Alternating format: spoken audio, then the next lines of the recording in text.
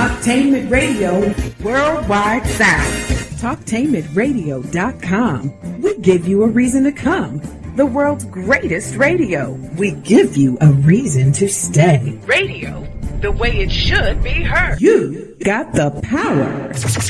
The views and opinions expressed are those of the host and guest and not necessarily those of TalkTainmentRadio.com, the management, the staff, or K&E World Network, LLC.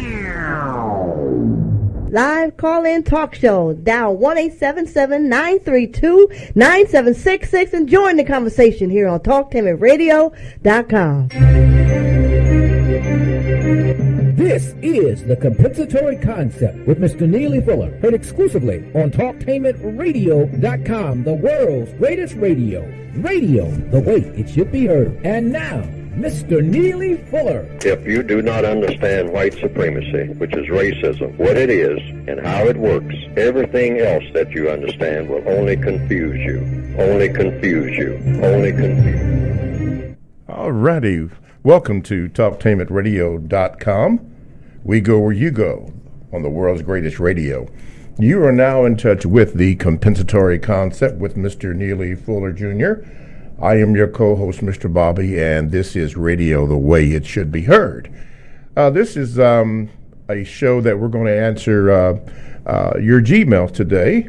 Today being when this program will be broadcast on the 29th of January. So Mr. Fuller will answer the questions that I have here. And if you need more information, you can go to Mr. Fuller's website at producejustice.com. Here, let me get myself together here. Okay, there we go. So let me introduce to some and present to others Mr. Neely Fuller Jr. And as always, we like to start with the program by saying, good morning, Mr. Fuller, and how are you? Good morning. I'm still learning. Okay, you are still learning. Okay, we're going to, the title of this particular program, Mr. Fuller, is called Produce Justice. And what we're going to do is have you speak about, your book and get into what producing or produce justice means. So we're going to start off by doing some some Gmails here, and let's see here if I can find the oldest one that I have here. Okay, first of all, listeners, I'd like to thank you for your listenership. Okay, now guess what? Excuse me here for those of you who are on the YouTube channel. By the way, yeah, you can pick up the program by looking at the YouTube channel. Go to the YouTube channel, type in the word Talktainment, then I think it's Talktainment number 2, then scroll down to radio, and you are there. And you can also go to facebook.com/Talktainment, and you can hit the program.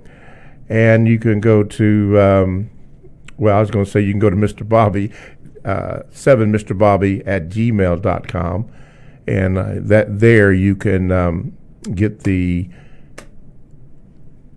can write your Gmails there, and I will answer that. Excuse me, I'm looking into the microphone, and my producer doesn't like that. So wait a minute, let me get my eyes because I can't see without them. Okay, just one moment, please. Okay, Mr. Fuller, let's see here. This is hot off the Gmails here. Okay. This comes from Mr. Reeves. Mr. Fuller, he says, Mr. Fuller, I've heard you say it is difficult for a non-white person, or shall I say a prisoner, to be loyal to another prisoner. He says, for instance, Harriet Tubman must have had a great loyalty from the prisoners she removed from greater confinement. And in situations where she didn't have complete loyalty, it is said that she used violent measures to make them cooperate. But is there a difference between being loyal due to circumstances beyond a prisoner's control versus betrayal due to greed, ego, and circumstances within their control? Mr. Fuller, how do we deal with being betrayed by another non-white person? What tool tools can we use not to not develop a deep-seated hatred toward one another, non-white person, when we feel betrayed? Because of the system of white supremacy itself. That's the whole thing of understanding white supremacy. I was just thinking this morning, and I wrote a note to myself that I think that was going to endure, and that is, everything that I have ever done has been a pitiful reaction. And I put that pitiful reaction, like PR, like public relations, I call it pitiful reaction in capital letters. And the complete statement is, everything I have ever done has been a pitiful reaction to the system of white supremacy, racism. And that's true. That's the core of everything that happens. Everything that has ever happened to me, everything that I see that's happening to everybody that's going around. It may not seem that way on the surface, but when you strip it down, we react to things, to circumstances, because we're forced to react as prisoners of war to our circumstances. So there shouldn't be any anger connected with that at all from one black person, one prisoner of war, to another, even though that would be the first reaction, or maybe the in-depth reaction for a long period of time. But in the giant scheme of things, why did the person do what that person is doing in the first place? If the person is subject to a system that produces injustice 24/7. So once a person understands that, and you gave the illustration of Harriet Tubman, which I have problems believing that. I think that's a part of the white supremacist scheme too, to get black people to go at each other. I never heard that story about Harriet Tubman years ago, but since people started talking about Harriet Tubman and talking about her being on one of the currency bills in place of people like Andrew Jackson, then I started hearing Harriet Tubman made those black people at gunpoint because they were giving her all kinds of problems. I mean, and trying to harm her and whatnot, and what she was doing. So she had to actually enslave them in order to get them to run off. I doubt that seriously, because I don't think that, it would be practical. That's number one. I mean, you think that here's a little woman, and she's carrying maybe a old rusty pistol. It would probably fire one or two shots and then no more. I mean, where's she getting gun and ammunition from to do all this and be carrying it around all day, watching 10 or 15 or maybe 5 or 6 even black males going through the woods? That doesn't add up at all. I doubt the credibility of this. There might have been 1 or 2 incidents, and even that story probably wasn't, even if it was just 1 incident, that story probably wasn't told like it actually happened. It was probably about something else altogether. It wasn't about the person didn't want to go. It was probably about something else. So you always have to take all of this type of thing, with great doubts. In fact, all history, and I've said this earlier on other programs here on TalkTainmentRadio.com, I've said it, that all of history, when, the history of slavery itself, the details of it, will never really be told. I mean, the conditions on the ships, that story could never be actually photographed because there were no photographs there. Yes. But if there were photographs there, if they try to make a movie about the conditions on those slave ships, I would say it's impossible. Yes, sir. to really capture what it was really like. I look at it, here's all of these clean people with nice teeth and all like that, and like they've been to the dentist, I mean, a long time ago and got pristine. No, slaves, no way. No way. And the people, the condition of the people when they got off the boats, I mean, you look at their clothes. Are you kidding? Wet clothes, number one.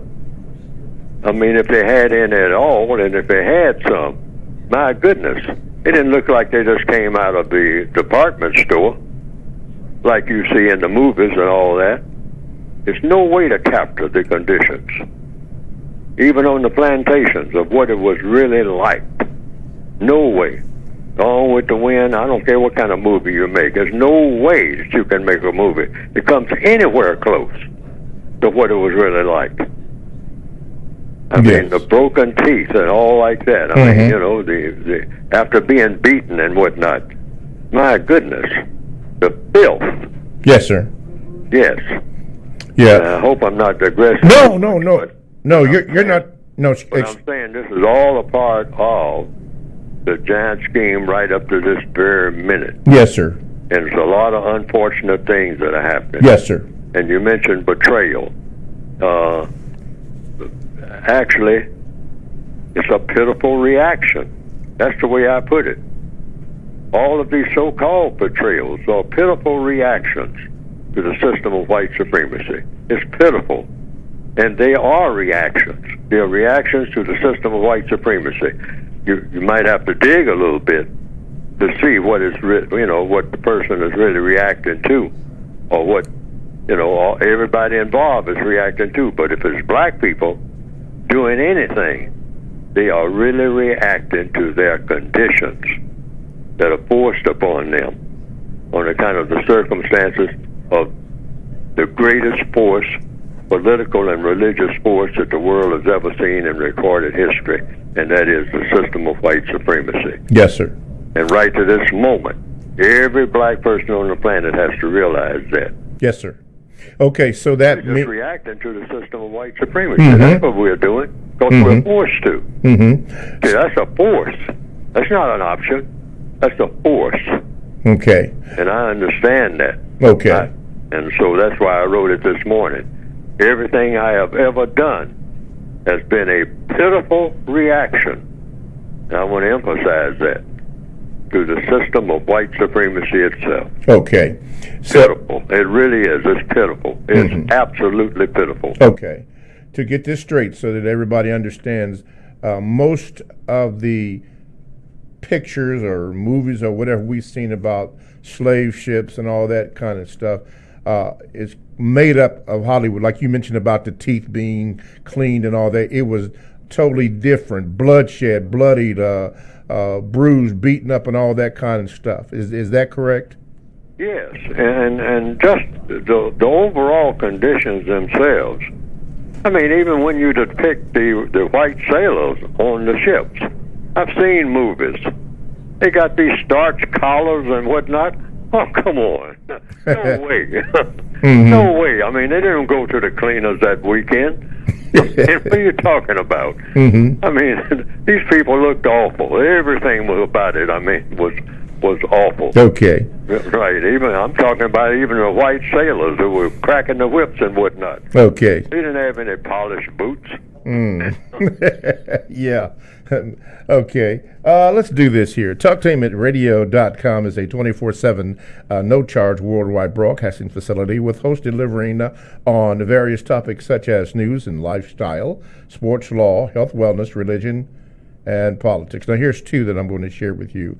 Wiggins World and All in Our Family. Now, these two particular shows are exclusive to the Talktainment Radio family, and all you have to do is go to the TalkTainmentRadio.com homepage and click on programs. There's dates, and I believe there's times up there. Click on the programs that you want to see. As a matter of fact, they are in different categories, so you have a choice of selections. that you can view, and click on one and give a sample of the program that you would like to listen to. You can hit a like, a subscribe if you want to. The choice is yours. But it's all from talktainmentradio.com. That is radio the way it should be heard. My name is Mr. Bobby. I am the co-host on the compensatory concept with Mr. Neely Fuller Jr., and we are talking about produce justice. And let me emphasize on this particular program, which is airing on the 29th of January. We're not taking any phone calls this particular program. And if you would like more information about it, go to Mr. Fuller's website, which is also the website where you can do all the purchasing, and that is producejustice.com. Producejustice.com, and he'll have more to say about that at the 45-minute mark. Mr. Fuller, a question came up in a discussion earlier this week about your time in the service. Now, I know that you have spoken about this many times, but it was requested that you speak about your time in the service and why you decided to write the book. There are some that are new to the program that haven't heard your explanation or even know about your service times in the Army and I believe in the Air Force. Is that correct? That's correct. Yes. Okay. That came up. So could you briefly describe that, and then why you decided to write this book, The United Independent Compensatory Code System Concept? Well, I was always interested in the race problem because I was forced to be, and but it was only in 1957 when I was in Japan on a radar site, and the Little Rock crisis had just been going on for a little while there. I mean, the Central High School, the 9 students. In Arkansas, right? Right. Yes. In Little Rock, Arkansas. Okay. And we were getting transoceanic radio reports about the sketches of what was going on there. And so I intentionally took an interest in this whole thing about school segregation. And then I started thinking about looking around while I was in Japan at the time on a radar site. And I started saying, this whole thing is not just Little Rock, Arkansas. I mean, or New York City, or Alabama, or Mississippi. This whole thing is about something worldwide. Because I had always thought, going back to the 1940s, I always had a gut feeling that this thing called racism is worldwide. And reading about, what was going on in China and what was going on in India, and I heard just vaguely at that time about a man named Gandhi. We didn't know much about him. They didn't teach about him in my school. They didn't mention his name. And but he was very active at the time in India. Martin Luther King, I've heard about him. I've heard that Martin Luther King heard about Gandhi, and had studied Gandhi. But Gandhi wasn't mentioned not one time in any classroom that I was in the 1940s. So fast forward, in the 1950s, I was just thinking about this whole thing. What do you call it and whatnot? I mean, but it seems like this race issue is just all over the world. And I could listen to the way that some of the white guys will talk about the Japanese and whatnot. They didn't talk about the Germans that way. I mean, they talk about the color of them, little yellow monkeys and all of that. Yellow monkeys, okay? I mean, little brown monkeys sometimes. They put in the cartoons. All right, brown was getting pretty close to black there, and then most black people are brown. So I'm tossing all these ideas back and forth in my mind and whatnot, And I'm saying, you know, when they refer to the Germans, they'd say the Krauts, meaning something that they ate. But they didn't say anything about their skin color. All right, when they talk about the Japanese or the Chinese or the Filipinos or the Koreans, it mentions skin color. And so, you know, I'm tossing these things around in my mind, and I'm reading Richard Wright and all this type of thing. And so I came to the conclusion, what do you call it? And then it hit me in capital letters. The system of white supremacy. Boom. That was it.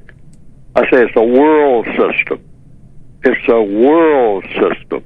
But I wasn't thinking so much at that time that it's an entire world government, that it governed everything, that everybody did, everywhere. Everybody was either participating or reacting to it. And by reacting to it, they were participating, even to the extent of even resisting it.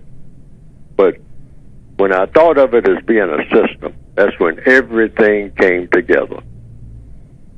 Not right at once, but that was the beginning of it. And that was in the mid-1950s when I was in Japan.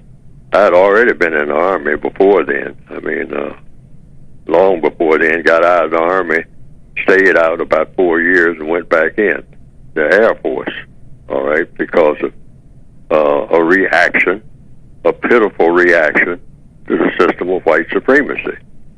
I couldn't sustain myself on the outside, all right. I hated going back into the military because I never liked the military the whole time I was in there. It was just a way that a lot of black people, you know, hey, I get some relief maybe of something, to get something. I mean, rather than go to jail, be out here stealing and whatnot. So I go into uniform. Okay, that's an option. So that was my reaction in that way. A lot of white guys, I mean, you know, they could do a lot of things. They had a lot of options. I mean, a lot of them joined the military because they want to shoot somebody.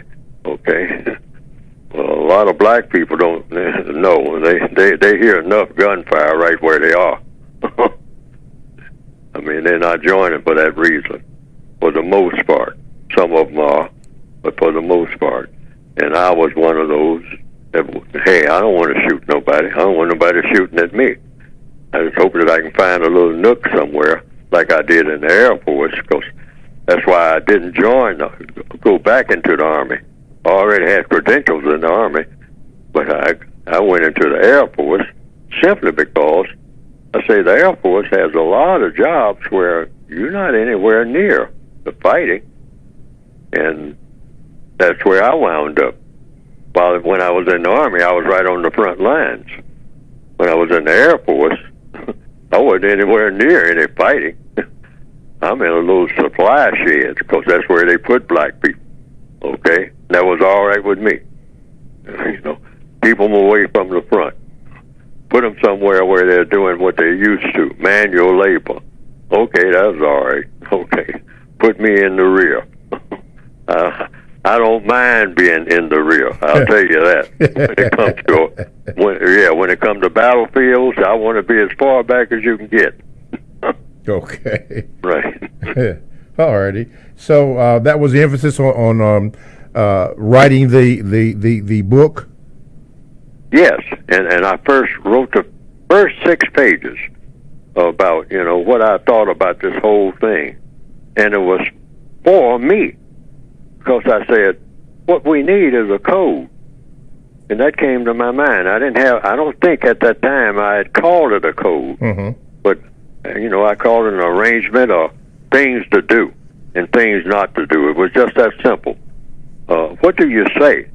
When white guys, I mean, you're sitting at the lunch table here, you know, what we call the mess hall in the military, and this white guy blurts out the N-word like I heard, you know, when I was overseas, when I was in combat, I heard it and all that. Okay. Now, that was when I was in the Army, and I heard it in the Air Force. And so, you know, on the front lines and in the rear areas, it didn't make any difference. If I'm around white guys, it comes out, all right? So they use the N-word. And so it never really bothered me because I always expected it, like I do now. I mean, it doesn't bother me at all. Never did. Never did. Not from the first time. Never bothered me at all because what? I expected it. When you expect things, they really don't bother you that much. When you know that it's going to happen. Yes, sir. You know that it's going to happen way before it happens. So when it happens, you don't think nothing of it. So, but I was taking notes about what do you say when the guy says something like this, asks you about, something, you're having conversations. Well, what do you say around white people? All right? Because I came up in the South where you didn't say much to white people at all, and they certainly didn't say much to you unless they were telling you what to do. That was it. That wasn't going to be any other conversation. They're telling you what to do, and that's it. Once you do it, goodbye. No general, not sitting around having no chit-chat about anything ever, period. And so I understood that. But now, in the military, you got a lot of time. You're just sitting around, guys just finding something to talk about, like people do when they're just what you call just sitting around. Find something to talk about. So I'm trying to adjust all of this.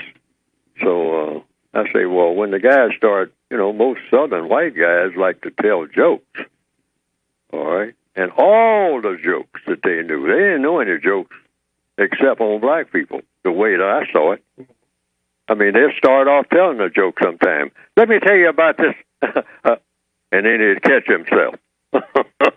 He'd look at me and all of a sudden say, oh, wow, I'm glad I didn't go no further. And I know a lot of black people have experienced that. I mean, they know 1,000 jokes, all of them about black people. Let me tell you about this gal, Negro gal. All right. Have you heard? Yeah, have you heard of one about the old Negro? I wonder they didn't say Negro. Okay. Washwoman and the bear. All right. Oh man, they know 1,000 of them. Mm-hmm. Right. And so when they started telling them, I mean, they would have to keep catching themselves and all like that. So I started writing. What do you do when they start doing that? And I say, well, hey, I do what I've always done. I don't say nothing at all. And first thing I don't do, I don't tell jokes, all right? Because that's how they bait you in. You start telling a joke, now you're opening the door. So that's why I put it in the code book. When you're around white people, don't tell no jokes. None. If they tell jokes, you listen to them. And then I put it in the code book. What you say is, regardless of what kind of joke they say, you say 2 words when they finish. That's interesting. That's interesting. And that's what you say around a whole lot of white people, period. Even today. That's a part of the code. Mm-hmm. That's interesting. Regardless of what they say. When they're sitting around just talking about stuff, making conversation, they just say, you don't say nothing at the lunch table anywhere else. Mm-hmm. Just wait. And if they say, you're not saying anything, you say, well, I'm not saying anything because I'm listening to you, and what you're saying is interesting. Okay, Mr. Fuller, hold it right there. We're going to pick that back up. That's interesting. That's where we're going to pick the conversation back up. That's in the code book. Okay. TalkTameRadio.com. We go where you go. Download the TalkTameRadio.com app to your cell or to your tablet, and the podcasts are available. That's radio the way it should be heard. Coming up next, that's what we're going to do. We're going to start Mr. Fuller back up on That's Interesting, and then we're going to have Mr. Fuller speak about the movie list and ask him about a movie. All that and more coming up next. System for countering the effects of white supremacy. TalkTameRadio.com. You're a black person, and you're around white people, and they are talking about this and talking about that. You don't have to do a lot of talking. You learn more when you're not talking. Mm-hmm. I mean, you let other people talk and give their points of view and whatnot. Okay. And so that should be the normal condition. A lot of black people just like to sit at the lunch table and I mean, they're attracting all the attention, talking loud too. I mean, attracting everybody's attention at other tables. Mm-hmm. I mean, we have that need to be heard. Mm-hmm. Okay, and but just be quiet and listen. We learn more. I mean, and when people say things that are insulting and all like that, you don't have to make a scene or whatnot. Just say, that's interesting. Okay. Right. I mean, we are prisoners of war. Yes, sir. I mean, we're not in an equal situation. We got to get that out of our heads. And that's not the way to get what you call equality, because you ain't going to get that in the system of white supremacy anyway. That's out. Okay. Forget about that. That's not going to happen. Mm-hmm. You've got to get rid of the entire system to get that. Okay. Okay. Alrighty. Let's see here. Let's see a couple things here. I guess this is a combined question. First of all, the movie list. Now, quickly, will that movie list that you compiled, will it be on ProduceJustice.com? Yes. When I finally do it, 5 years ago at least, it should have been up. Okay. But on account of things keep coming up and all kind of diversions and got to do this and got to do that and yes, whatnot. And then the people that I'm working with, I got to coordinate with them. Mm-hmm. And so that's all that dysfunction. It's dysfunction in just about everything. And that definitely applies to my circumstances. Yes. All kinds of dysfunction all over the place.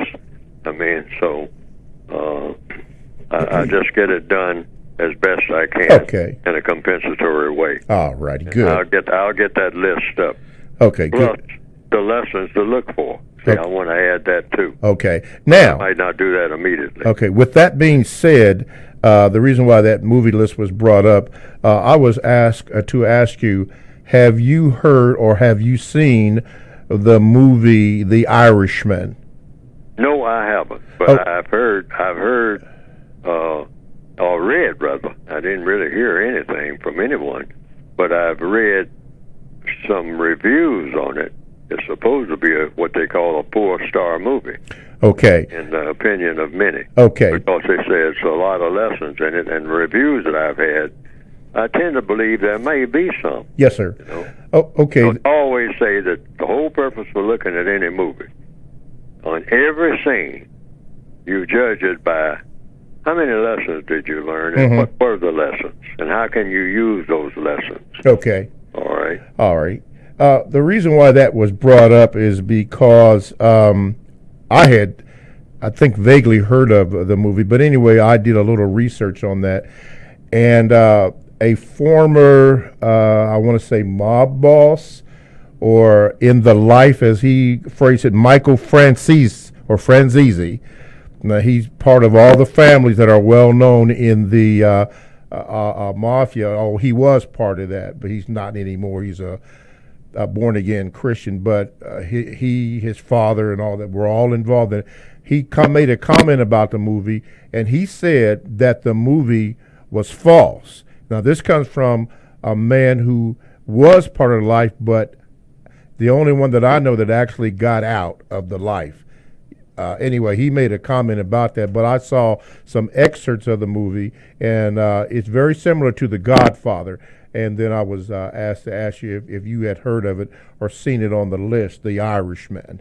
But anyway, Michael Franzese said that what was depicted in the movie was false. But you say even if it's false, or are you saying even though some of the things in there were false, that you can still pick up some things that we can learn from that?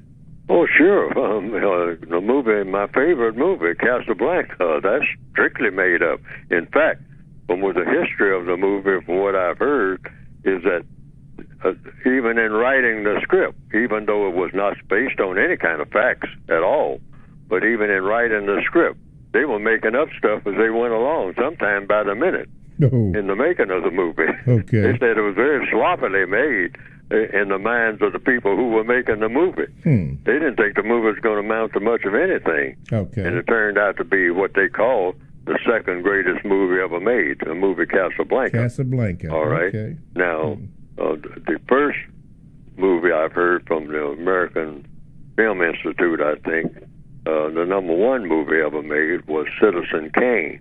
Okay. I have seen Citizen Kane, and it has a lesson in it, one or two, but I don't think it has as many lessons as the movie Casablanca. See, I kind of judge a movie on the basis of the number of lessons and the way it's presented.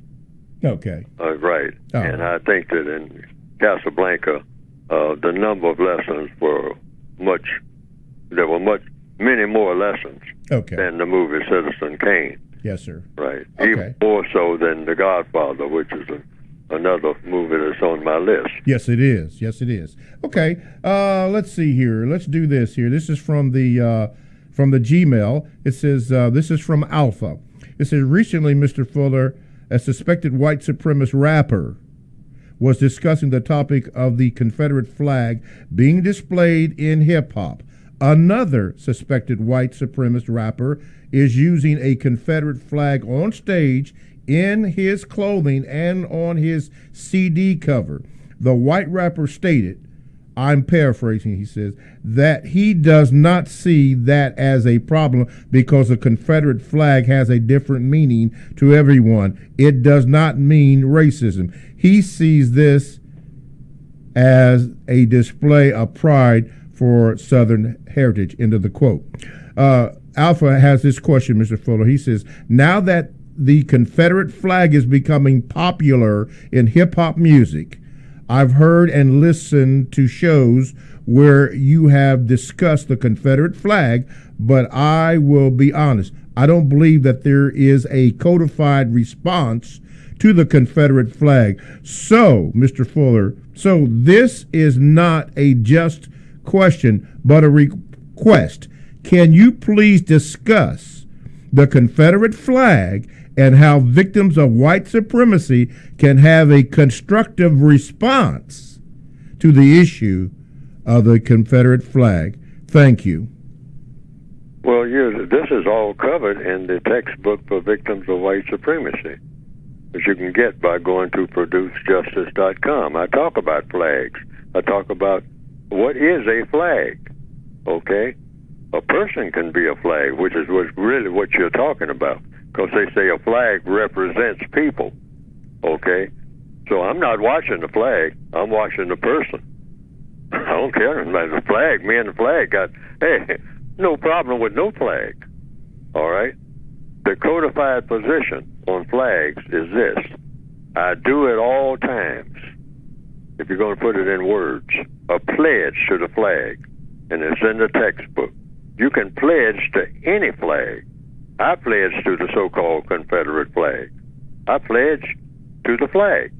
Make a pledge, the universal pledge that applies to any flag that's ever made and all the flags that are going to be made. Same pledge.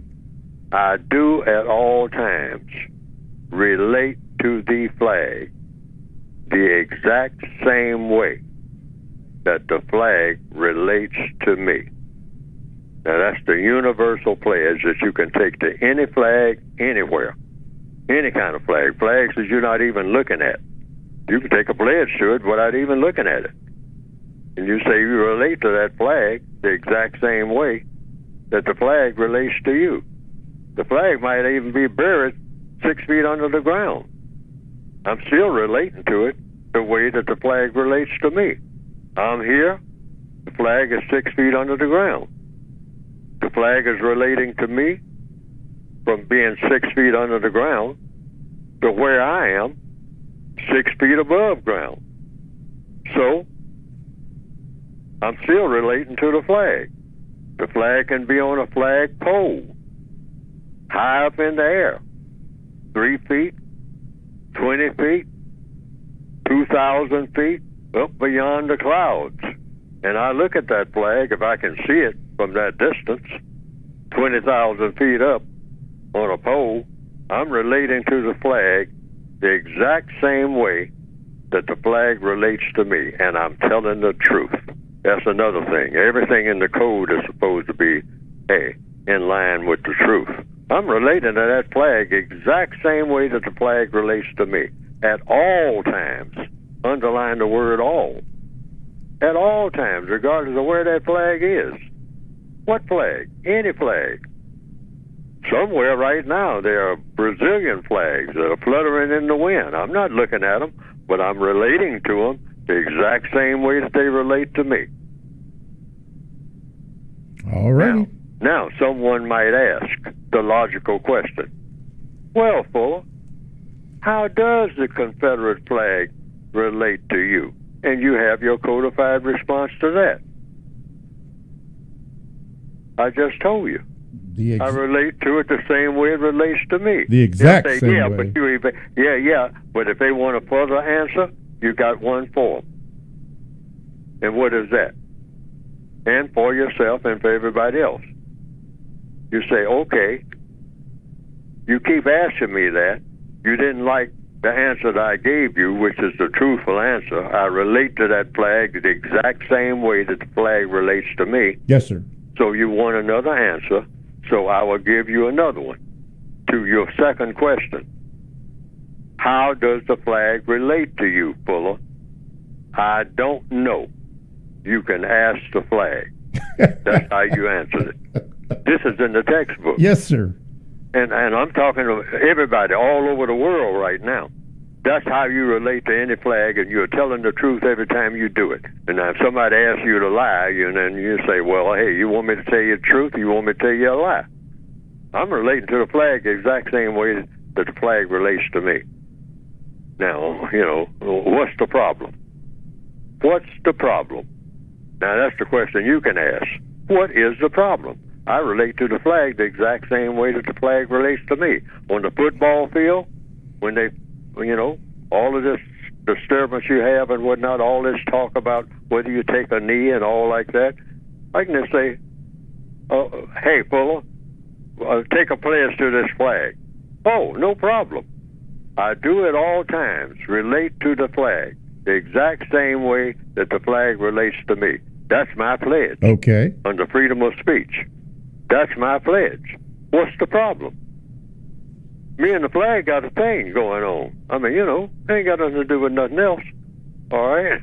And that thing is, I'm relating to it the same way that it relates to me.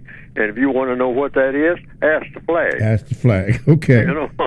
Ask the flag how it relates to me. Okay. I mean, sit there and talk to it all day. I'm gone. All right? Okay. Before I ask you a question about your book, which we can go to producejustice.com. So just to be clear for everybody, are you saying concerning the flag, is it possible for us to pledge our allegiance to a flag? Oh, well, see, that comes down to, this is the codified procedure. What do you mean by allegiance? Okay. Asking questions. You're I got going it. to the question mode. Okay. The person says, hey, are you pledging allegiance to this flag? Well, what do you mean by allegiance? Okay. You say, well, take the pledge. So you give the pledge that I just gave. See, there's no way around that. Yes, sir. There's no wiggle room for anybody. Okay. All right? And that's the best pledge that will ever be made to any flag. I'm making that as a flat statement.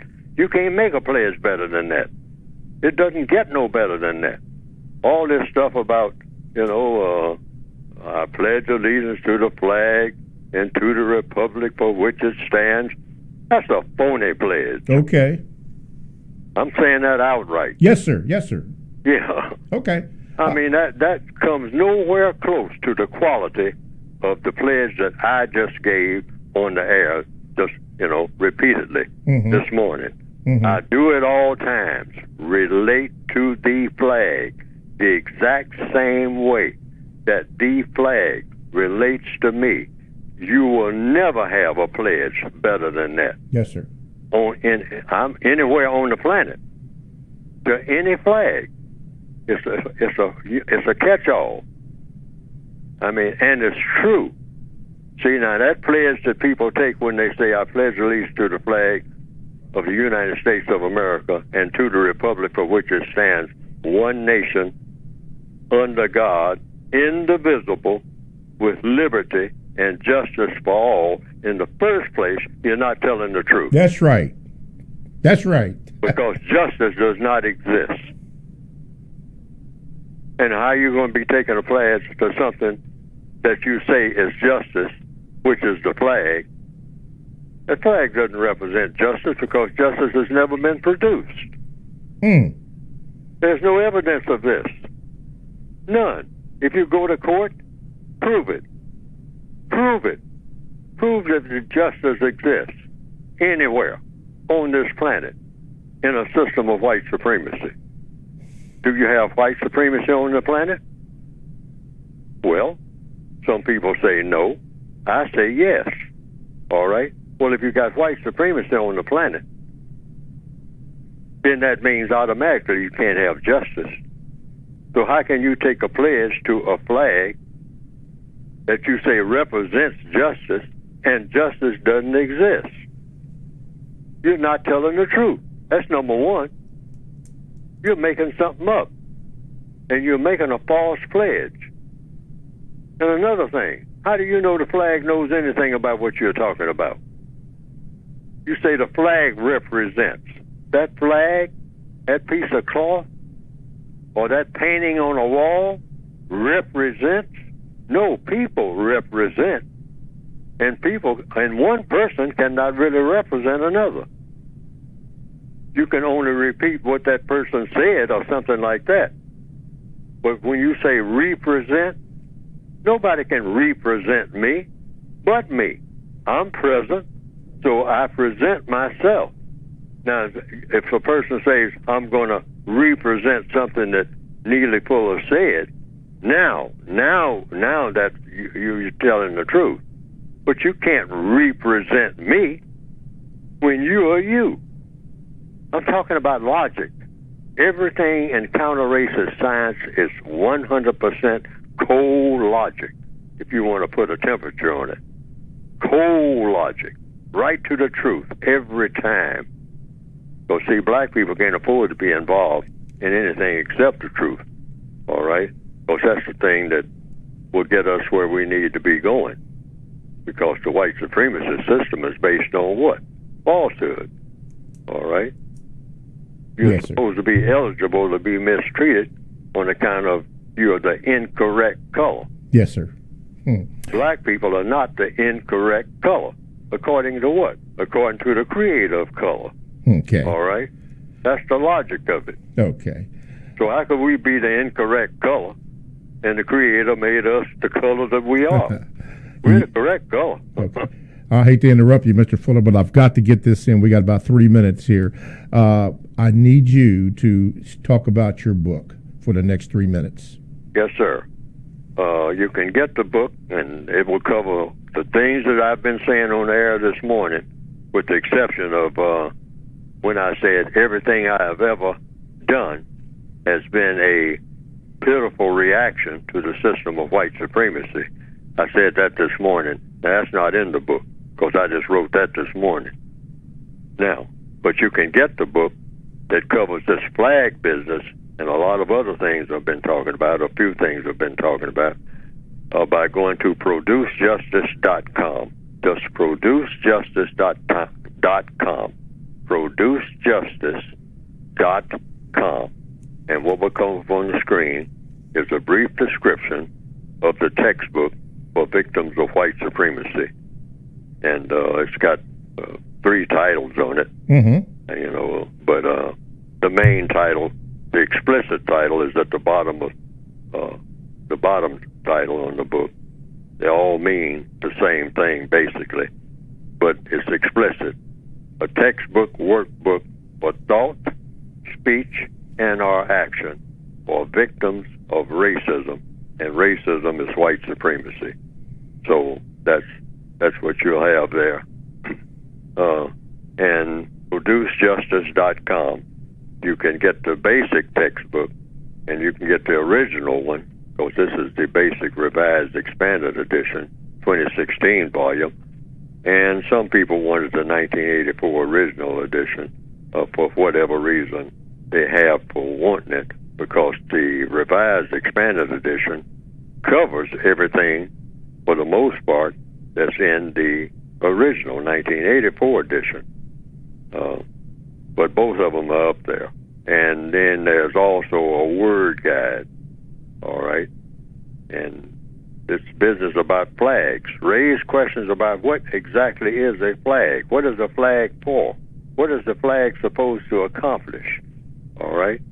You know, while people are talking about the Confederate flag and all like that, I don't break all that down. I just talk about flags in general. What's a flag supposed to do?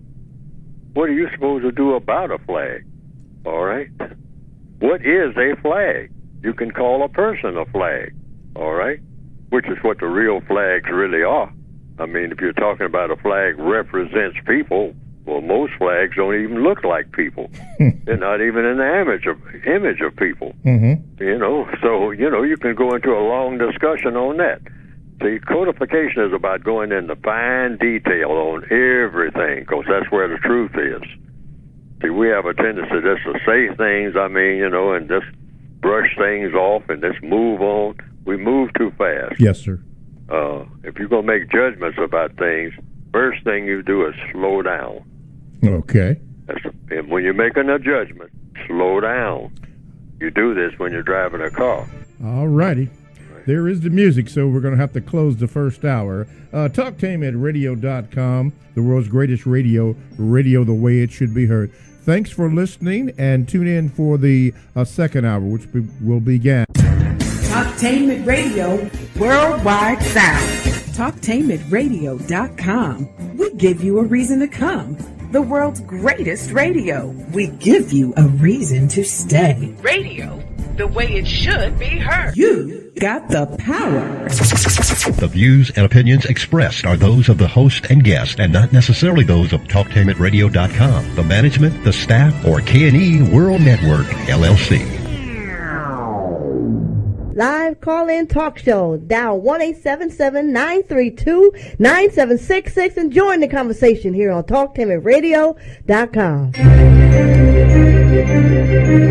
This is the Compensatory Concept with Mr. Neely Fuller, heard exclusively on TalkTainmentRadio.com, the world's greatest radio. Radio the way it should be heard. And now, Mr. Neely Fuller. If you do not understand white supremacy, which is racism, what it is and how it works, everything else that you understand will only confuse you. Only confuse you. Only confuse you. All right. Welcome to the of the Compensatory Concept with Mr. Neely Fuller Jr., heard here on TalkTainmentRadio.com. We go where you go, the world's greatest radio. Again, you're in touch with the Compensatory Concept with Mr. Neely Fuller Jr., and my name is Mr. Bobby, and this is Radio the Way It Should Be Heard. You're listening to a pre-recorded program which will be played on the 29th of January, so do not call that number because it's not going to be beneficial to you. Right now, we're having a show where Mr. Fuller is answering the Gmails that I have accumulated. And by the way, all your Gmails will get answered at some point, so you don't have to worry about that. I do have quite a few of them, and we will try to get to as many of them as we can. We also have some questions that have been forwarded to me to ask Mr. Fuller, so we will do that.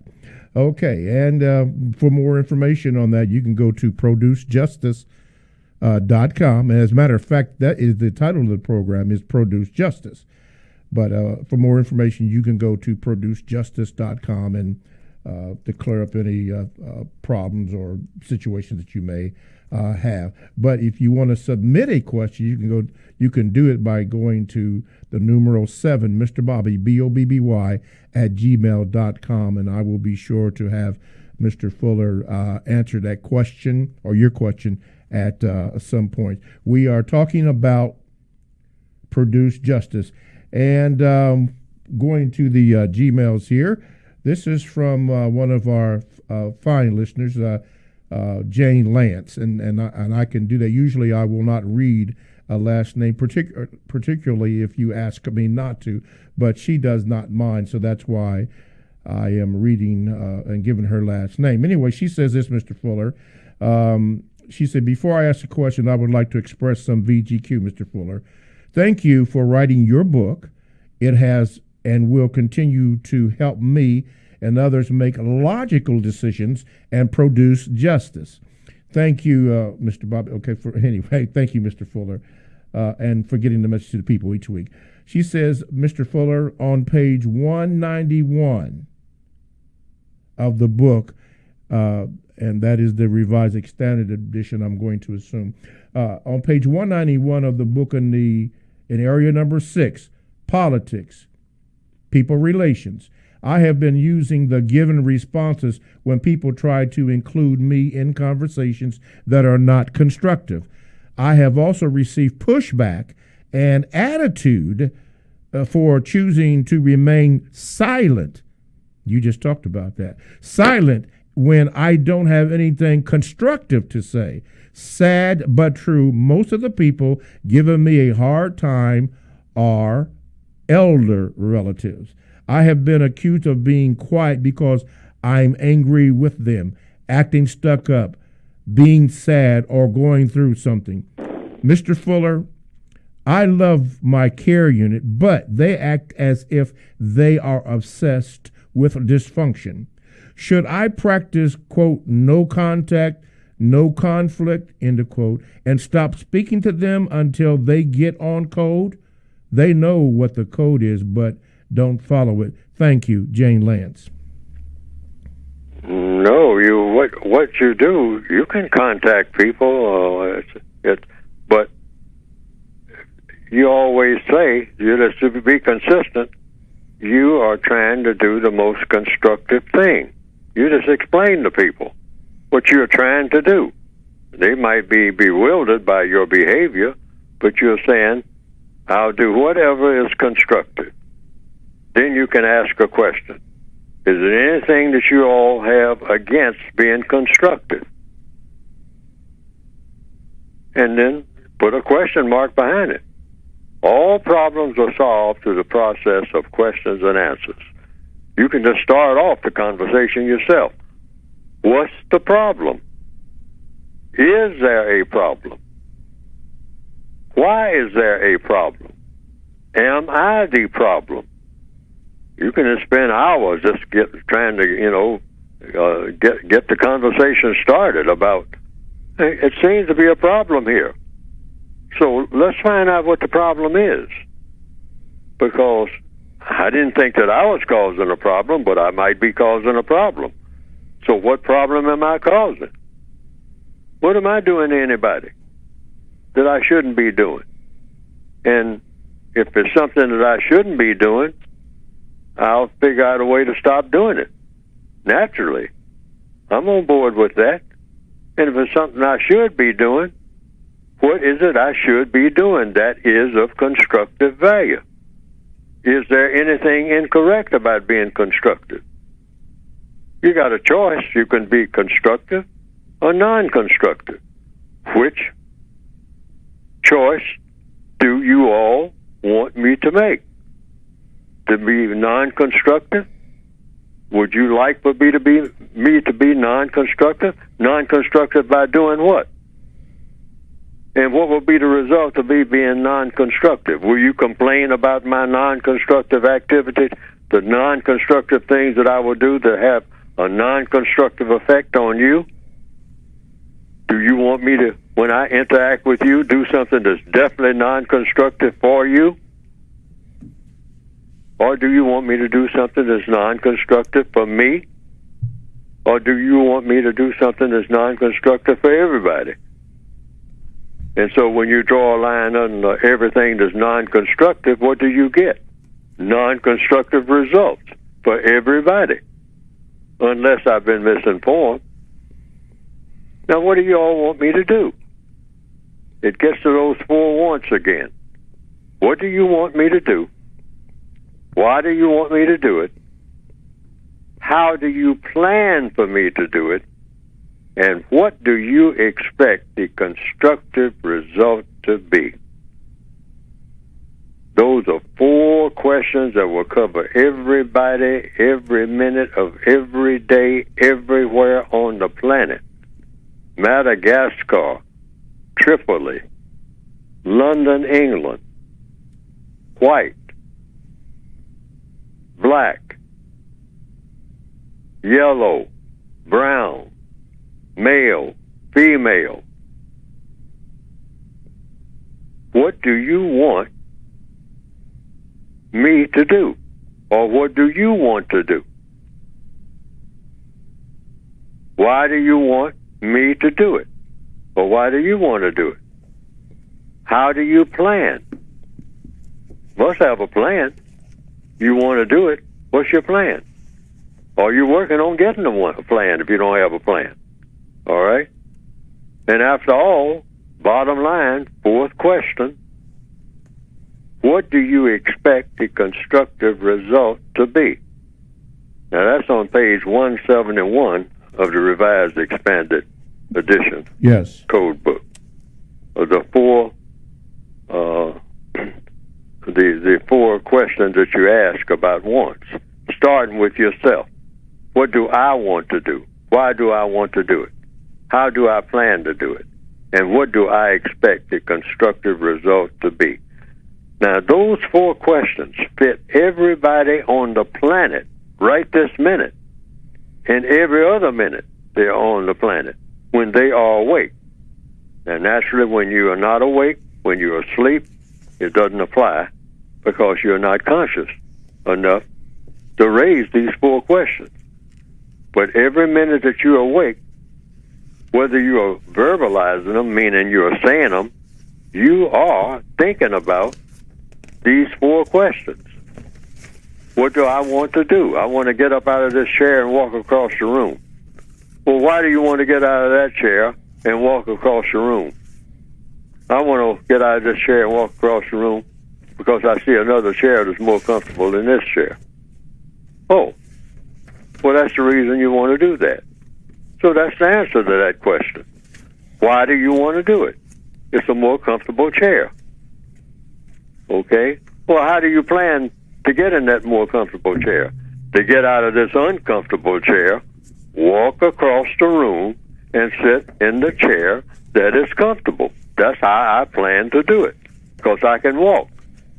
Okay? So that's your plan. That's the answer. You're being truthful. Mm-hmm. Now, what do you expect the constructive result to be? Well, I can think better when I'm in a chair that's more comfortable than a chair that's uncomfortable. Oh, okay. That's the answer to the fourth question. See, all day long, you are dealing with those four questions. Everybody on the planet is. All right. There you have it. Thank you, Jane, for Now, your... if I didn't answer the question, and sometimes I don't, or sometimes people don't understand my answer, and I can understand that, I'll elaborate further. Yeah. Yes. She will contact me and let me know, but for the most part, yeah, you did answer that question. Okay. Let's see here. Let me do this early here. TalkTameRadio.com is a 24/7, no-charge worldwide broadcasting facility with hosts delivering on various topics such as news and lifestyle, sports, law, health, wellness, religion, and, of course, politics. Now, here's two that I'm going to share with you. This is Libby and Talking Sports Plus with Mr. Bobby. Now, these two particular shows are exclusive to TalkTainmentRadio.com. And all you have to do as a listener is go to the TalkTainmentRadio.com homepage, click on programs, and there you will see a list, dates, and times when the program is on, and you can give it a sample or a listen to see if you like it or not. You could like or subscribe to it, and all the other programs that are there also. We give you this all from TalkTainmentRadio.com. That is radio, the way it should be heard. My name is Mr. Bobby. I am the co-host on the compensatory concept with Mr. Neely Fuller Jr. Today's show, the 29th of January 2020, we are discussing produce justice. produce justice. Now, we're not taking any calls, so that's why you have not heard the phone number given out. However, we are doing Gmails, which have accumulated, so Mr. Fuller is answering your Gmails and also questions that have been forwarded to me. Okay, excuse me, Mr. Fuller, this comes from, let's see here, from Chris. He says this, Mr. Fuller, using counter-racist logic, we cannot have justice and white supremacy on the same planet. Also, we do not have a master list identifying exactly who is a white supremacist. My question is, Mr. Fuller, when white supremacy is replaced with justice, should we have a master list identifying exactly who practices justice? If so, why or why not? Well, you can. I mean, just like you have a list of names of anybody, if you just want to list names. But you always know when justice is being practiced because you have something to measure by. Is anybody being mistreated? That's all. You know, when somebody's mistreated, you don't have justice. You don't have justice when somebody's being mistreated. Justice is just the opposite of mistreatment. And you don't have justice when the person that needs help the most is not getting the most constructive help. Justice is difficult to achieve. That's why people give lip service to it, I guess, ever since the word was invented or the concept was thought about. A world in which no one is being mistreated, and that the person that needs help the most gets the most constructive help every time without exception. Now, that doesn't happen anywhere, to the best of my knowledge. I've never heard of a place or a people or any tribe or any group of people. I mean, you know, you've got tribes all over the world. You've got more tribes than you got anything. But people, you know, my little group, my little sorority, my little fraternity. And while I'm thinking about that, black fraternities, you shouldn't be copying off of white fraternities in any way when it comes to one thing in particular that I'm thinking about in this one way, that hazing thing. What in the world? Here's a black person in a so-called fraternity talking about we are going through an initiation. Think about slavery when you're doing that. After all these years, well, you are new to the fraternity, so you got to go through, I mean, you know, to see, you know, our ritual that and you're going to start beating somebody or throwing water on them or making them run down the street with no clothes on or whatever it is. That's what the white supremacists was doing with black people. And you call yourself a black fraternity and you are perpetuating this type of nonsense? Just the opposite of what any fraternity is supposed to be. It's supposed to be a haven right out the gate. The person is supposed, for the first time, for the first thing out of a fraternity, brothers, I don't know anything about fraternities, but I know that much from what I've heard. I've never been a member of a fraternity. But I mean, the way I envision it, the way it should be, a person who is a so-called member of a fraternity, a person without he or she even knowing that you are a member of a fraternity, should be able to tell that you are a member of a fraternity just by the way you approach them from the very first time you open your mouth. Mm-hmm. You should say, "Oh, you must be a member of a black fraternity over there at that college," because you talk to me, I mean, in the most civil manner that I have ever heard in my life.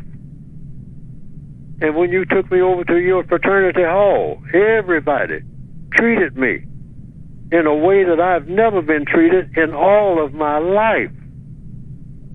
And when I joined, I mean, the initiation and all like that, I mean, I've never been treated this way in all of my life. Not even by my father, my mother, my friends. Oh, this fraternity. Oh, my goodness. I should have known about this. That's the way people are supposed to be talking about you and your fraternity or your sorority right this minute. Right out of the gate. I'm talking about from the very first minute. I mean, you should be different. Not like everybody else, and certainly not like a slave driver. Well, you got to go through our initiation. I mean, and prove yourself. My goodness. Stop and think about what you're doing. Stop and think about what you are doing and why you are doing it. Where is all this supposed to lead? Just a suggestion. Everything in codification is just a suggestion. But black fraternities shouldn't be duplicates of white fraternities. Mm-hmm. That's why they're called black fraternities, even though they have the Alpha Omega, they have all this kind of stuff about Greek history and all like that. I mean, make your own history. Yes. Okay. Going to this Gmail. This man has been hanging on for a long time. He says this, Mr. Fuller. He says this, Mr. Fuller, white supremacists don't rule the world. Why does global white supremacy affect only black people, and why are non-blacks above whites? Why do white supremacist racists love brown, yellow, red, and hate blacks only?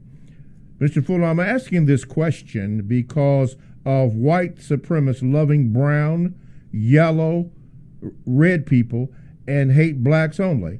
Also, in my point of view, global white supremacy only affects black people. The Chinese rule the world because they have more billionaires than white supremacists. They do also control corporations like Sony, AMC Theaters, Improv. White supremacists don't control the planet, but groups like brown, yellow, and red people do. Please respond, Mr. Fuller. Well, the only way I can respond to that is VGQ, Victims Guaranteed Qualification. I didn't say that. The person that sent that Gmail or email said that.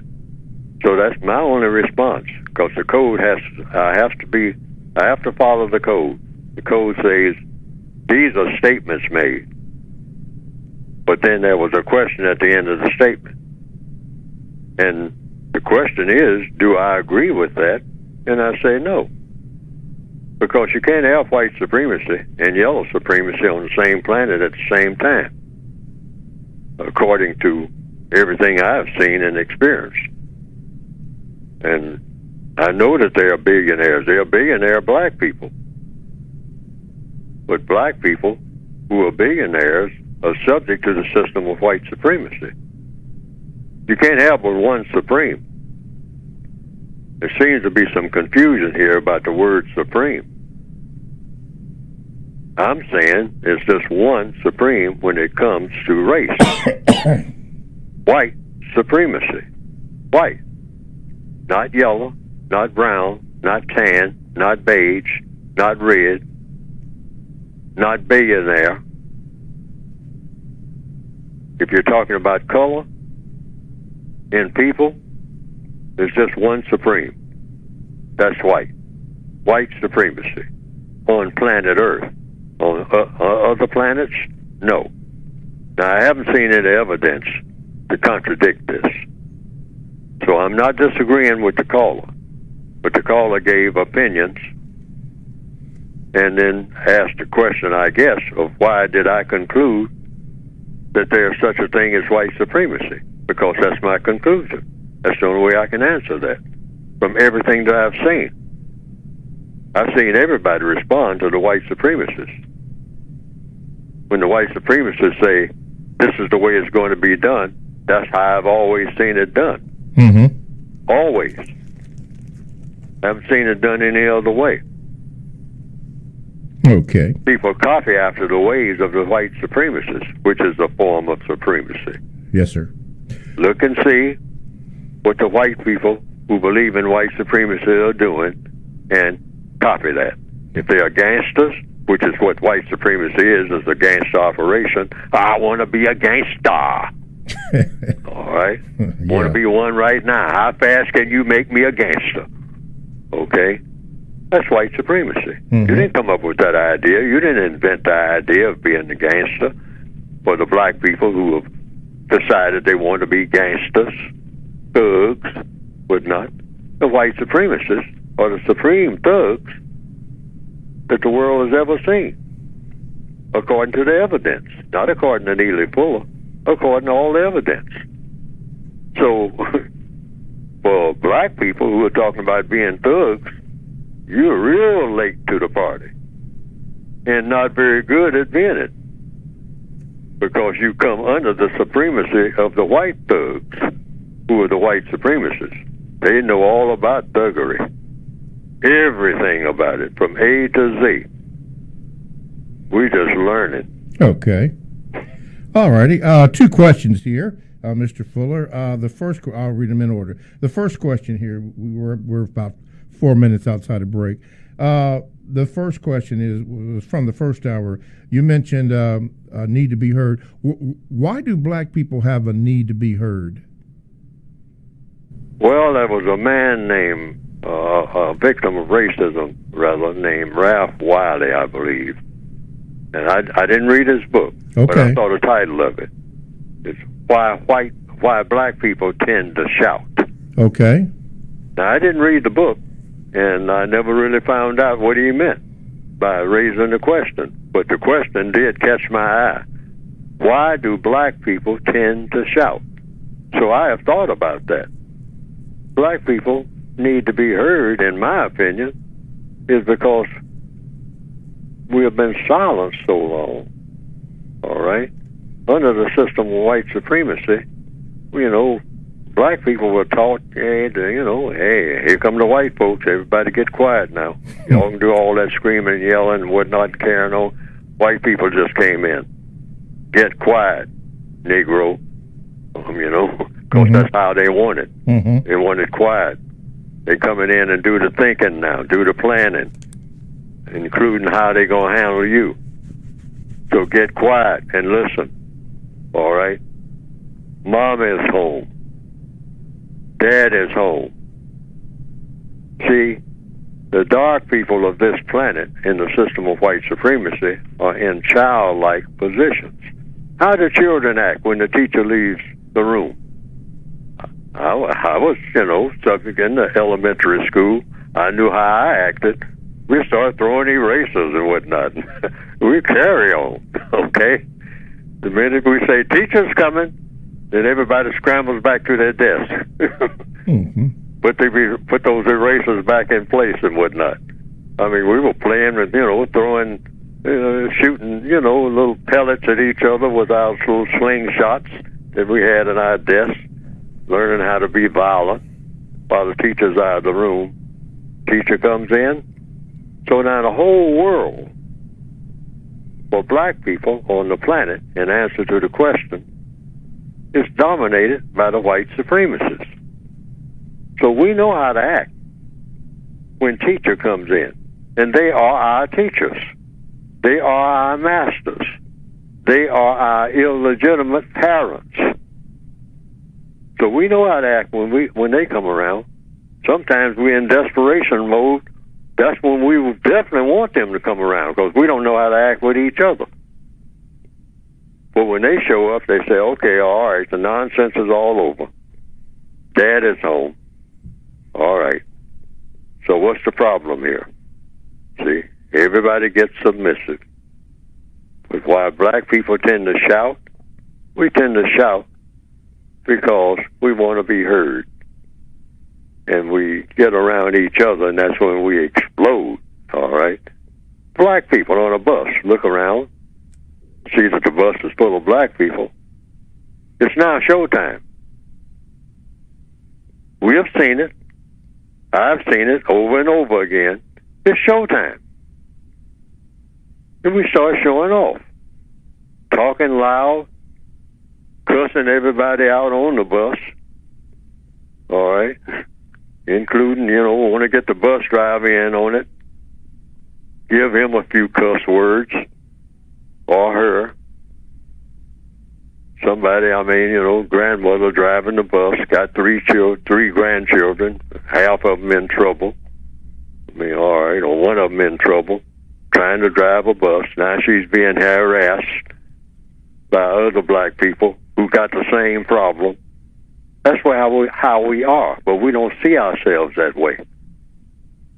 Why can't we be quiet when there's no white people on the bus? All right? Yes, sir. White people get on the bus, a little old white lady, 4 or 5 of them. Now, they'll be intimidated for a while, all right? But, after a while, they're not even riding that bus. Yes. All right, Mr. Fuller, I'm sorry, I have to cut you off riding the bus. I have to cut you off right here because we have to go to a commercial. All righty. Break. TalkTameRadio.com. We go where you go. Download the TalkTameRadio.com app to your cell or to your tablet. Podcasts are available. That's radio the way it should be heard. Stay right there. Coming up next, a question from Brother Jay, and we will let Mr. Fuller finish that thought about the bus or on the bus. All that and more coming up next here on Talktainment Radio. Okay. This comes from Brother Jay, Mr. Fuller. He says, Mr. Fuller, while I get what you mean about putting health under area number 1, economics, on some level in terms of the amount of time we spend exercising and consuming food, it is also nonsensical, in my opinion. A caller last week asked you about the white supremacists weaponizing food, health, and wellness against us through the amount of toxins being sprayed in the air, GMOs, and medical experimentation, and they were right. That aspect of our health has nothing to do with economics because we have little control over the outcome, even if we try and not to consume as much or stay indoors all day to try to avoid the amount of toxins we'd be exposed to. However, if you did want to place health under one of the other areas of human activity, I'd suggest maybe the 9th area, war, because it is clearly a form of war being waged on the public. So I say either place health in the modern context under war or just create it as a 10th area, which it seems you're very reluctant to do because you want to keep your areas of activity under 10. Just my suggestion, Mr. Fuller, but thank you for taking time for considering my VGQ. Your response, please. My response is, on VGQ, a person can do that. They can place it any way they want to. If they're eating a plate of food, they can say, well, this has nothing to do with economics. This food that's sitting before me, this has to do with war. Somebody's making war on me because I think this food is spoiled, or this food is poison, or I think this food ain't really food. And that's the conclusion I've come to. And you can do that. That's why it's called the United Independent Compensatory Code. And you can just say, well, I'm not placing this. Neely Fuller said something about food being under economics, having to do with time and energy. But I'm saying, hey, somebody's making war on me. So you can do that. Nobody's going to stop you. All you got to do is do it. See, everything under the compensatory code is addressed to the individual person. It's supposed to give strength to the individual person. So you can see the entire world from your perspective, which is the way you're supposed to see it, regardless of how Neely Fuller sees it or anybody else. That's the whole point. of the United Independent concept. But your goal should be the same. How you get there is up to you. Yes. What you think from one moment to the next, that's up to you, because each person's individuality should be regarded. Okay. I want people to understand this. That's the whole purpose of the code, to empower the individual. Mm-hmm. We usually think that everybody has to be thinking the same thing, the same way, the same time, in lockstep. That's a form of slavery. Mm. That's exactly what we're trying to get away from. Mm-hmm. We're trying to empower the individual person, so that the individual person, even if you're the only person on the planet, one person on the entire planet, and you are that person. Now, what do you do? What are the things that you do, and what are the things that you don't do as the only person on the entire planet? And that's your code. Yes, sir. All right? And that's it. That's all the compensatory code is, to get every black person to that point where, hey, I'm not really checking with Fuller. I'm not checking with some white person, that wrote some book somewhere. I'm not checking with this. I'm not checking with that. I'm checking what am I supposed to be doing on the planet? If I was the only person on the planet, what am I supposed to be doing? What are my circumstances telling me that I'm supposed to be doing? Go by your own individual circumstances. Yes. That's the whole purpose of the code. Yes, sir. And this is just me, my VGQ. I think that is, well, at least for me, when you had it in your title of your book, the United Independent Compensatory Code System Concept. Only those who heard that. The United Independent Compensatory Code System Concept. Question here before we move to another question. Question came up from Cynthia. She says this: Mr. Fuller, is it possible to have a trial without evidence? Sure. You can have a trial. Oh, can you have a trial without evidence? People do that all the time. Black people, boy, wow, off the hook. Okay. Trial without evidence? We've been tried, tried, convicted, and hung. Well, isn't... On the basis of what? On the basis of no evidence at all except one evidence. Then how could it be a trial? No, there happened to be a person with black skin available to hang. That's it. Well, will that be a cover-up then? No, I'm saying understanding white supremacy. Okay. Beyond comes a black person. All right? Okay. All righty. We are going to hang that black person because that black person is what? Black. Gotcha. That's the evidence right there. Okay. Being black, existing while black. We understand that. We should understand it. We understand it, but then when we start talking about it, we talk like we don't understand that. Existing while black. EWB. It's a major crime in the system of white supremacy. You can't have a bigger crime than that. Existing while black. EWB. That's the evidence. Where's the evidence that, we just hung that boy, all right? Hung him for what? For that crime he committed. Well, what was the evidence of the crime? Was no evidence. Yes, there was. It was self-evident. He was black. He's supposed to be hung.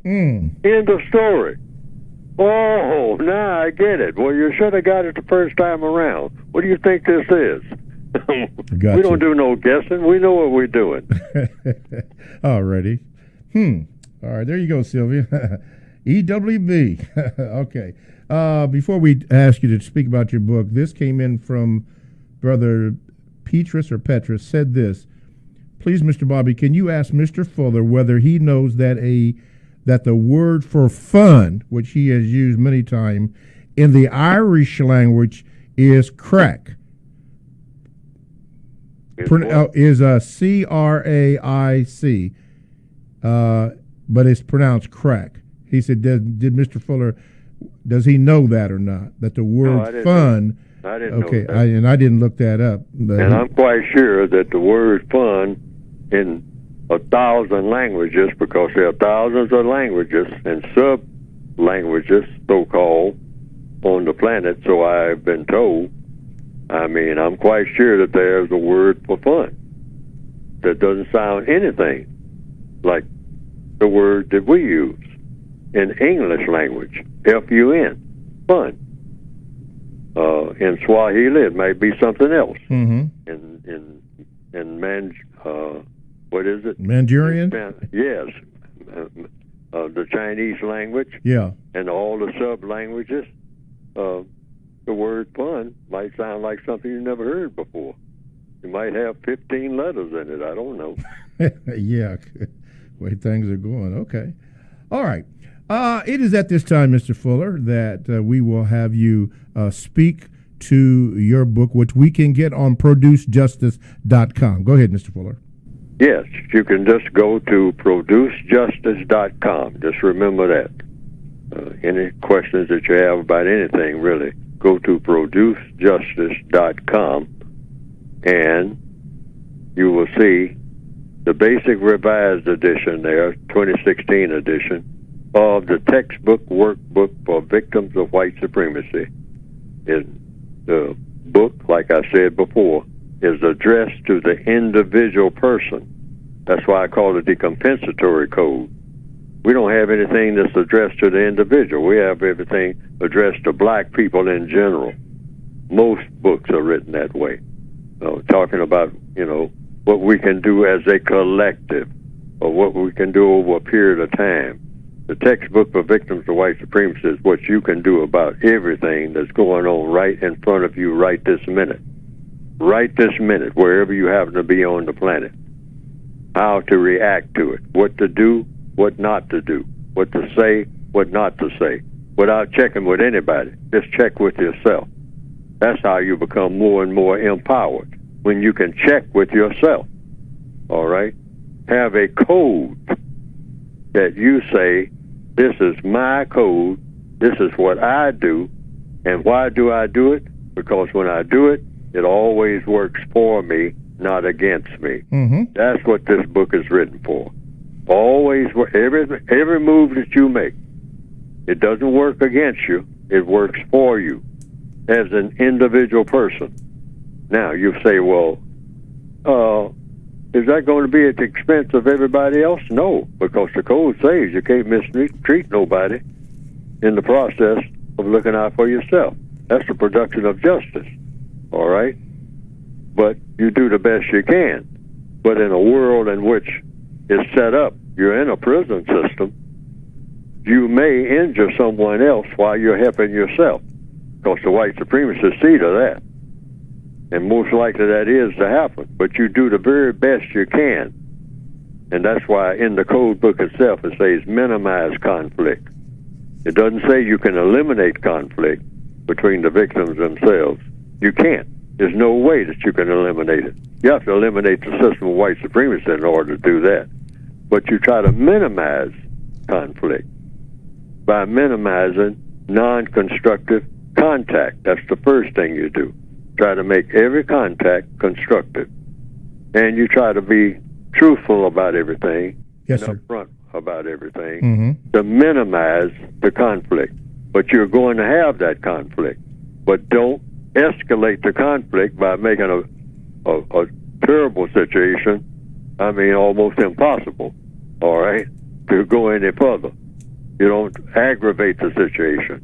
You try to minimize it as much as you possibly can with the understanding that as slaves, which is what we are, still at the bottom of the ship, you might step on another slave's foot.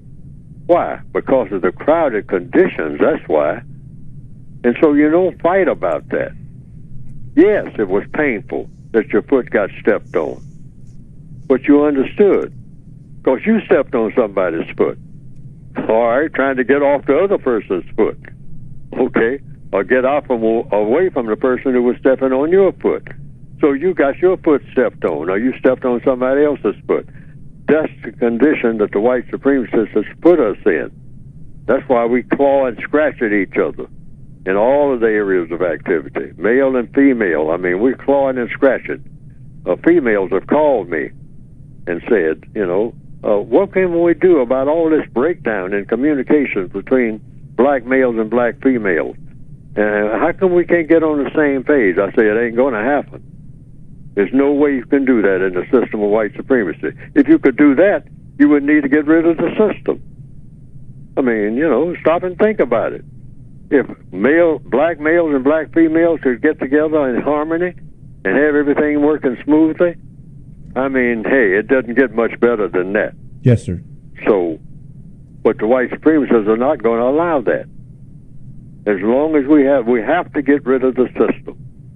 There ain't no way around it. And replace it. Right, and replace it with a system of justice. There you go. Otherwise, we're going to keep just moaning and groaning about the system that we got, because that's what we're going to be stuck with. There you go. All right? Mm-hmm. But go to producejustice.com. Producejustice.com. And all these things I'm saying now, are, for the most part, are in the book. Okay. All righty. Let's go to a Gmail. This comes from all the way across the pond, as I've heard said, from Brother Anthony Mack. And he says this, Mr. Fuller, I have often heard you say that black people should always go to the white supremacists to ask for help if they need it. If they need help. I have recently started to implement this action, especially in the workplace. I am finding that asking for help from the white supremacists has been working quite successfully for me thus far, especially if I ask them very politely. The reason I have implemented this recent strategy is because from personal experiences and recent counter-racist revelations, I have realized that a lot of black people around me and other non-white people don't actually know enough information to help me. And even if they know something, they only know enough information to simply get by in life, and they are far more concerned with their own predicament rather than lending me some help. Mr. Fuller, could you please talk about the importance of why you think that black people should always ask white supremacists for help under the system of white supremacy? And do you also care to comment about why you think white supremacists continue to hoard very important information and knowledge from black people? Thank you. Best regards, Anthony Mackin from London, England. Well, in answer to the first question, look at the entire universe in the system of white supremacy and this place that we call planet Earth as a ship.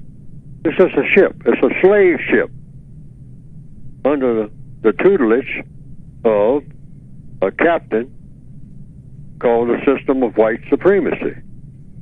And the black people, the people of color, who can't be white supremacists or who are not eligible to be white supremacists because they're not white, they have color in their skin, are the slaves on that slave ship. The entire planet is a slave ship in the system of white supremacy, and if you are black on the planet Earth, you are on that ship, okay?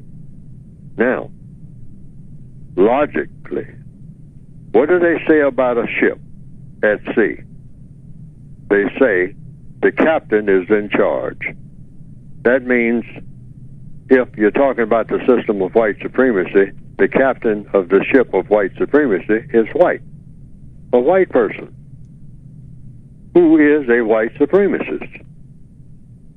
Not the white people who are not white supremacists, the white people who are white supremacists. That's why you have white supremacists. They are supreme. Okay, now, if you want something and you are on the slave ship and you have a captain of the ship who knows that ship, every part of the ship, knows everything about the crew, knows everything about the cargo on the ship. Now, look at it this way. It's logical. If you have a serious problem and you are a person, particularly the cargo on that slave ship, because you are the cargo, but as cargo, you have a problem sustaining yourself, isn't it logical to go to the captain if you really want that problem resolved and not overruled by anybody? See, talking to one of the fellow slaves, it might get you a little something. It might, and it might not. Most likely to get you an argument, okay? Because that fellow slave is a fellow slave. Mm-hmm.